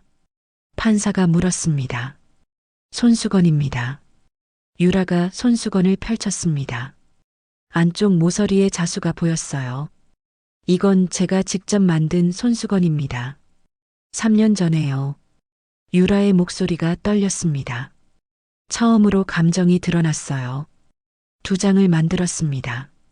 하나는 제가 갖고 하나는 시어머니께 드렸죠. 방청석이 술렁였습니다. 미정의 얼굴이 창백해졌어요. 같은 무늬, 같은 실로 만들었습니다. 그리고 안쪽에 같은 자수를 놓았어요. 유라가 자수 부분을 카메라에 비췄습니다. 스크린에 크게 떴어요. 유나 하트 도연. 미정. 피고인 한미정 씨, 당신 가방을 확인해 주시겠습니까? 검사가 말했습니다. 미정이 움찔했어요. 왜 제 가방을요? 확인만 하시면 됩니다. 미정은 떨리는 손으로 가방을 열었습니다. 안을 뒤적였어요. 그리고 손수건 하나를 꺼냈습니다. 하얀 천에 연보라색 꽃무늬, 똑같은 손수건이었어요. 법정이 숨을 죽였습니다. 미정은 손수건을 쥔 채 얼어붙었어요. 유라가 일어섰습니다. 증인석을 벗어나 피고인석 앞으로 걸어갔어요. 판사가 제지하려 했지만 유라는 멈추지 않았습니다. 미정과 눈이 마주쳤습니다. 유라가 말했어요. 어머니, 이 손수건 기억나세요? 미정의 입술이 떨렸습니다. 당신, 네, 저예요. 유라의 목소리는 차갑게 가라앉았습니다. 저는 죽은 줄 아셨던 며느리 정유나입니다. 방청석이 술렁거렸습니다. 도연이 벌떡 일어났어요. 믿을 수 없다는 표정이었습니다. 어머니 손에 들린 그 자수, 제 손이 밤새워 새긴 겁니다. 우리 둘만의 비밀이라고 하셨죠. 유라의 눈에서 눈물이 흘렀습니다. 저는 그 마음으로 만들었어요. 사랑하는 마음으로요. 그런데 어머니는 그 마음을 짓밟았습니다. 미정의 손에서 손수건이 떨어졌습니다. 바닥에 하얗게 펼쳐졌어요. 제 아기를 빼앗고 제 삶을 빼앗고 절 죽이려 했습니다. 보험금 때문에요. 유라가 손수건을 집어들었습니다. 두 장을 나란히 놓았어요. 똑같았습니다. 이 인연을 당신들이 찢었습니다. 이제 대가를 치르셔야 합니다. 법정은 정적에 휩싸였습니다. 판사도 검사도 방청객도 모두 숨을 죽이고 있었어요. 미정이 무너져 내렸습니다. 의자에 주저앉으며 울음을 터뜨렸어요. 미안해. 미안해. 하지만 유라는 돌아섰습니다. 더 이상 보지 않았어요. 증인석으로 돌아가 앉았습니다. 판사가 망치를 두드렸습니다. 증인, 자리로 돌아가 주세요. 신원 확인이 필요합니다. 확인하셔도 됩니다. 저는 정유나이자 정유라입니다. 고서진 회장의 양딸이기도 하고요. 유라는 차분하게 말했습니다. 그리고 손수건을 가슴에 꼭 안았어요. 도연은 방청석에서 무너져 내렸습니다. 얼굴을 손으로 감싸쥐고 울었어요. 재판은 계속됐습니다. 하지만 이미 승부는 났어요. 두 장의 손수건이 모든 걸 말해주고 있었습니다. 판결일은 2주일 후였습니다. 법정은 지난번보다 더 많은 사람들로 가득했어요. 기자들이 카메라를 들고 입구를 지켰습니다. 유라는 같은 자리에 앉았습니다. 검은색 정장에 머리를 단정하게 묶었어요. 표정은 차분했지만 손은 떨렸습니다. 무릎 위에 놓인 가방 안에는 손수건이 들어 있었어요. 미정이 들어왔습니다. 3주 만에 본 모습은 많이 달라져 있었어요. 얼굴은 더 야위었고 눈가에는 다크서클이 짙었습니다. 수갑을 찬 채 교도관의 안내를 받아 피고인석에 앉았어요. 정비소 사장도 들어왔습니다. 고개를 푹 숙인 채였어요. 옆에 앉자마자 손으로 얼굴을 가렸습니다. 도연은 오늘도 방청석에 있었습니다. 하지만 유라 쪽은 보지 않았어요. 고개를 숙인 채 손을 꼭 쥐고 있었습니다. 전원 기립. 판사가 입장했습니다. 같은 여성 판사였어요. 서류를 펼치고 자리에 앉았습니다. 피고인 한미정, 조영진 사건에 대한 판결을 선고하겠습니다. 법정이 조용해졌습니다. 숨소리조차 들리지 않을 만큼 고요했어요. 피고인 한미정. 판사가 미정을 똑바로 봤습니다. 미정이 떨리는 목소리로 대답했어요. 네. 피고인은 며느리 정유나의 생명을 해치려는 목적으로 공모하여 차량을 훼손했습니다. 이로 인해 피해자는 유상과 중상을 입었고 3년간 해외에서 치료를 받아야 했습니다. 판사의 목소리는 차갑고 단호했습니다. 피고인의 행위는 명백한 살인미수이며 가족관계를 이용한 악질적 범행입니다. 또한 보험금을 노린 사기 행위도 함께 인정됩니다. 미정의 얼굴이 새하얗게 질렸습니다. 따라서 피고인 한미정에게 징역 7년을 선고합니다. 망치가 탁 내려쳤습니다. 미정이 무너져 내렸어요. 변호인이 부축했지만 미정은 일어서지 못했습니다. 피고인 조영진, 판사가 정비소 사장을 받습니다. 피고인은 금품을 받고 피해자의 차량 브레이크를 고의로 훼손했습니다. 공범으로서의 책임이 크다고 판단합니다. 징역 5년을 선고합니다. 정비소 사장은 고개를 떨어뜨렸습니다. 눈물이 뺨을 타고 흘러내렸어요. 이상으로 선고를 마치겠습니다. 판사가 일어섰습니다. 사람들도 일어났어요. 법정 밖에서 카메라 플래시가 터졌습니다. 유라는 자리에 앉아 있었습니다. 미정이 교도관에게 이끌려 나가는 모습을 봤어요. 미정이 마지막으로 유라를 돌아봤습니다. 눈빛이 마주쳤어요. 미안해. 미정이 입모양으로 말했습니다. 하지만 소리는 나오지 않았어요. 유라는 아무 반응도 하지 않았습니다. 그저 조용히 지켜봤어요. 미정이 사라졌습니다. 문이 닫히는 소리가 무겁게 울렸어요. 유라는 천천히 일어섰습니다. 가방을 들고 법정을 나왔어요. 복도에서 도연이 기다리고 있었습니다. 유나. 도연이 다가왔습니다. 유라는 멈춰 섰어요. 이제 유라예요. 유라의 목소리는 차가웠습니다. 도연이 고개를 떨어뜨렸어요. 미안해. 정말 미안해. 미안하다고 되는 게 아니에요. 유라가 도연을 똑바로 봤습니다. 당신은 알면서도 방관했어요. 어머니가 뭘 하는지 알고도 모른 척했죠. 도연이 눈물을 흘렸습니다. 나도 몰랐어. 정말 몰랐다고. 거짓말하지 마세요. 눈치챘을 거예요. 그냥 편한 쪽을 택했을 뿐이죠. 유라는 도연을 지나쳐 걸었습니다. 도연이 뒤에서 불렀어요. 용서해줘. 제발. 유라는 돌아보지 않았습니다. 그대로 법원을 나갔어요. 법원 밖에는 기자들이 몰려 있었습니다. 유라를 보자 카메라가 일제히 향했어요. 정유라 씨, 한 말씀 해주세요. 복수에 성공한 기분이 어떠세요? 시어머니를 용서할 수 있습니까? 질문들이 쏟아졌습니다. 유라는 잠시 멈춰 섰어요. 그리고 조용히 말했습니다. 복수는 끝났습니다. 이제 제 삶을 살겠습니다. 그리고 차에 올랐습니다.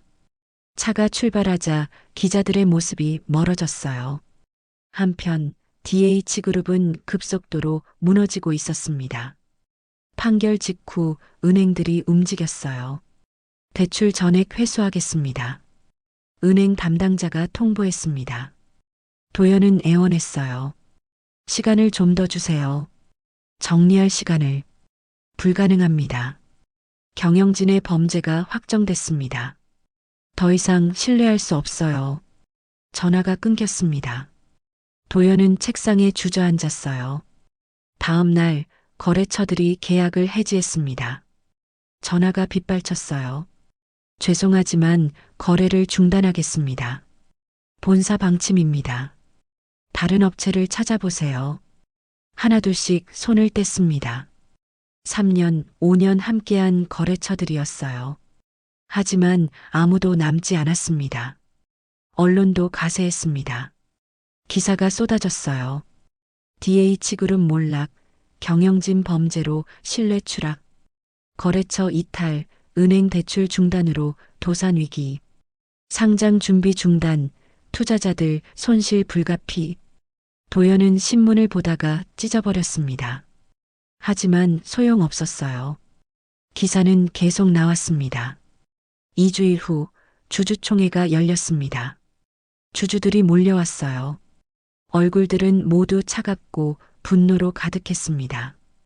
대표 책임지세요. 우리 돈 어떻게 할 거예요?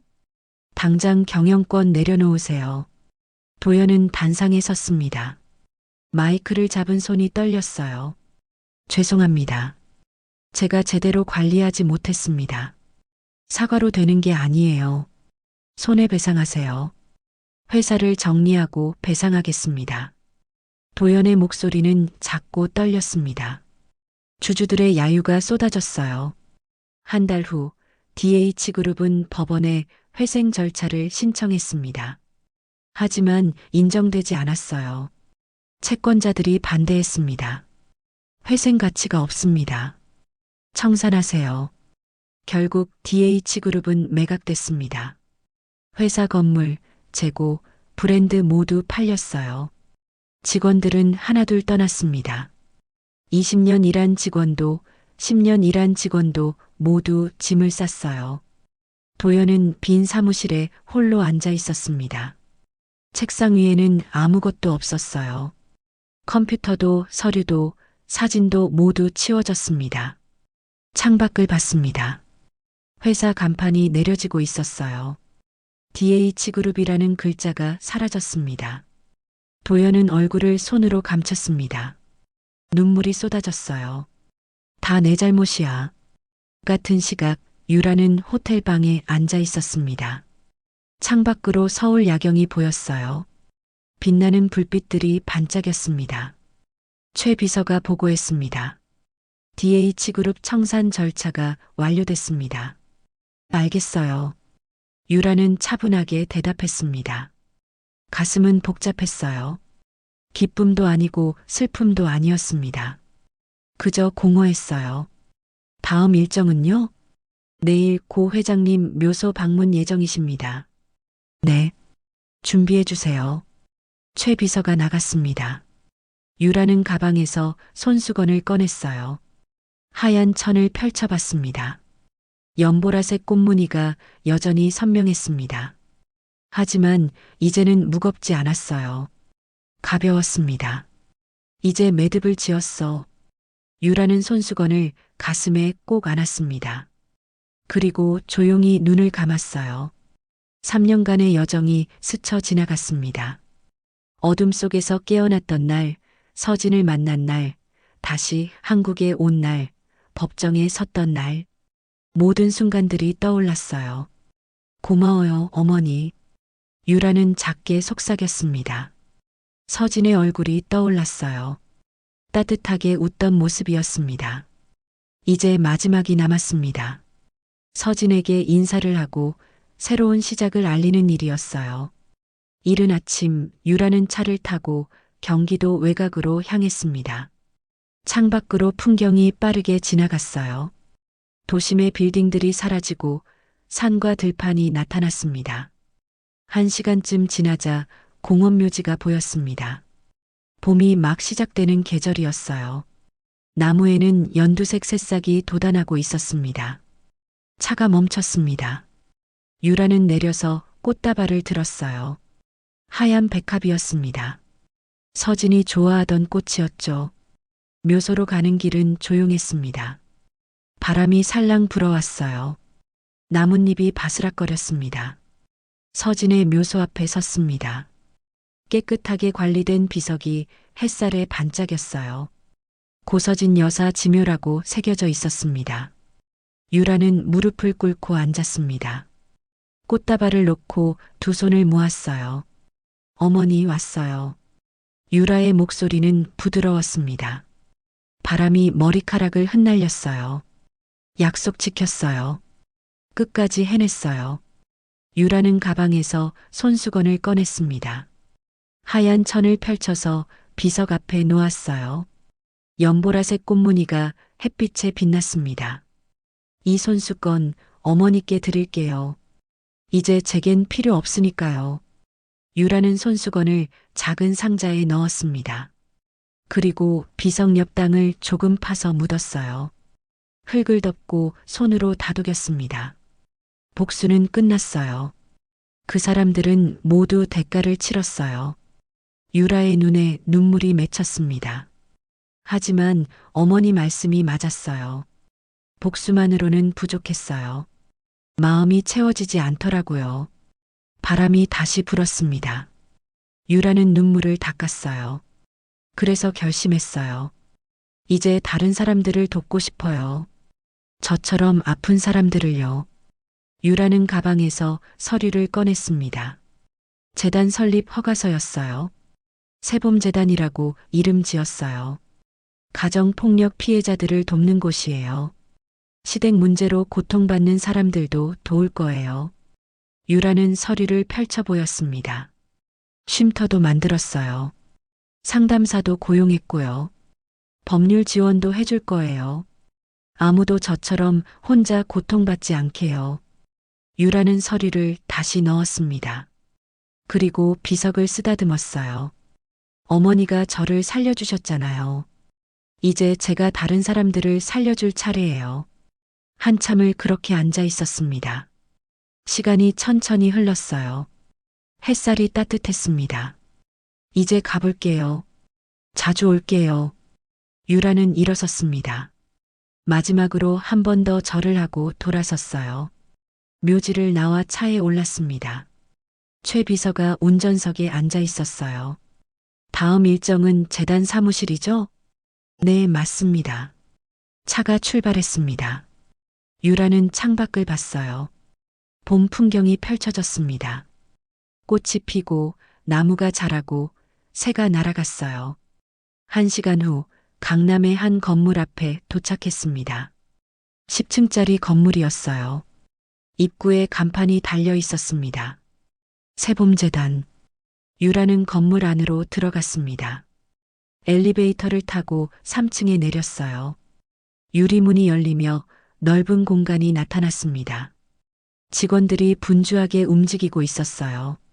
상담실 준비를 하는 사람, 전화를 받는 사람, 서류를 정리하는 사람. 모두 바빴습니다. 대표님 오셨어요. 재단 사무국장이 다가왔습니다. 40대 중반의 다정한 여성이었어요. 준비는 잘 되고 있어요? 네, 다음 주 월요일 정식 개소식입니다. 신청자는 얼마나 됐어요? 벌써 50명이 넘었어요. 상담 예약도 꽉 찼고요. 유라는 고개를 끄덕였습니다. 생각보다 많은 사람들이 도움을 필요로 하고 있었어요. 상담사 선생님들 준비는요? 5분 모두 준비됐습니다.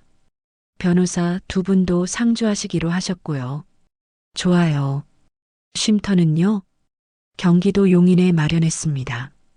10명까지 동시 입소 가능해요. 유라는 재단 안을 천천히 둘러봤습니다. 상담실, 휴게실, 교육실이 깔끔하게 꾸며져 있었어요. 벽에는 따뜻한 그림들이 걸려 있었습니다. 한 방에 들어갔습니다. 대표실이라고 쓰여 있었어요. 문을 열자 심플하게 꾸며진 공간이 나타났습니다. 책상 위에는 아무것도 없었습니다. 깨끗한 노트 한 권과 펜 한 자루만 놓여 있었어요. 유라는 의자에 앉았습니다. 창밖으로 서울 풍경이 보였습니다. 높은 빌딩들, 바쁘게 움직이는 사람들, 달리는 차들. 모두 각자의 삶을 살고 있었어요. 유라는 서랍을 열었습니다. 그 안에 새 손수건을 넣어뒀어요. 아직 아무것도 수놓지 않은 하얀 천이었습니다. 손수건을 꺼내 책상 위에 펼쳤습니다. 그리고 작은 바구니에서 실과 바늘을 꺼냈어요. 바늘에 실을 끼웠습니다. 손이 떨렸어요. 3년 전 그날 밤처럼 떨렸습니다. 하지만 이번에는 달랐어요. 두렵지 않았습니다. 유라는 손수건 한쪽에 바늘을 찔렀습니다. 천천히 조심스럽게 실을 뽑았어요. 그리고 다시 찔렀습니다. 한 땀, 두 땀, 세 땀. 글자가 만들어지기 시작했어요. 다시 시작. 네 글자였습니다. 유라는 자수가 완성될 때까지 멈추지 않았어요. 햇살이 창문으로 들어와 손수건을 비쳤습니다. 30분쯤 지나자 완성됐습니다. 다시 시작이라는 글자가 손수건에 새겨졌어요. 글씨는 삐뚤빼뚤했지만 마음이 담겼습니다. 유라는 손수건을 들어봤습니다. 햇빛에 비춰보니 실밥이 반짝였어요. 복수는 끝났고 이제 내 삶을 내가 수놓는다. 유라는 작게 말했습니다. 그리고 미소 지었어요. 진심으로 웃는 얼굴이었습니다. 노크 소리가 들렸습니다. 대표님, 첫 상담 신청자가 오셨습니다. 사무국장의 목소리였어요. 유라는 손수건을 서랍에 넣었습니다. 들어오시게 해주세요. 문이 열렸습니다. 30대 정도 되는 여자가 들어왔어요. 얼굴은 지쳐 보였지만 눈빛은 간절했습니다. 안녕하세요. 앉으세요. 유라가 부드럽게 말했습니다. 여자가 조심스럽게 앉았어요. 도움이 필요하신 거죠? 네. 여자의 목소리는 떨렸습니다. 유라는 여자의 손을 잡았어요. 괜찮아요. 천천히 말씀하세요. 여기는 안전한 곳이에요. 여자가 눈물을 흘렸습니다. 유라는 티슈를 건넸어요. 저도 아팠어요. 많이 아팠죠. 그래서 이 재단을 만들었어요. 여자가 유라를 봤습니다. 눈빛이 조금 밝아졌어요. 정말 도와주실 수 있어요? 물론이죠. 당신은 혼자가 아니에요. 우리가 함께 있어요. 유라는 따뜻하게 웃었습니다. 여자도 조금씩 마음을 열기 시작했어요. 상담은 1시간 동안 이어졌습니다. 여자는 자신의 이야기를 했어요. 유라는 조용히 들었습니다. 때로는 고개를 끄덕이고 때로는 손을 잡아줬어요. 상담이 끝나고 여자가 나갔습니다. 얼굴이 조금 밝아져 있었어요. 유라는 창가에 섰습니다. 하늘을 봤어요. 구름 사이로 햇살이 쏟아지고 있었습니다. 이제 시작이야. 유라는 손을 가슴에 얹었습니다. 심장이 뛰는 게 느껴졌어요. 따뜻하고 힘찬 박동이었습니다. 예전에 유나는 죽었습니다. 하지만 유라는 살아 있었어요. 더 강하고 더 따뜻하게 살아갈 거예요. 복수가 끝이 아니었습니다. 진짜 삶은 지금부터였어요. 다시 꿰매는 삶, 다시 수놓는 인생. 유라의 새봄이 시작됐습니다. 창밖으로 벚꽃이 바람에 흩날렸습니다. 하얀 꽃잎이 봄 하늘을 가득 채웠어요. 유라는 그 풍경을 보며 조용히 미소 지었습니다. 사연 재미있게 들으셨나요? 구독 버튼을 누르시면 최신 사연을 가장 먼저 받아보실 수 있습니다. 그럼 오늘도 평온한 하루 되세요. 감사합니다.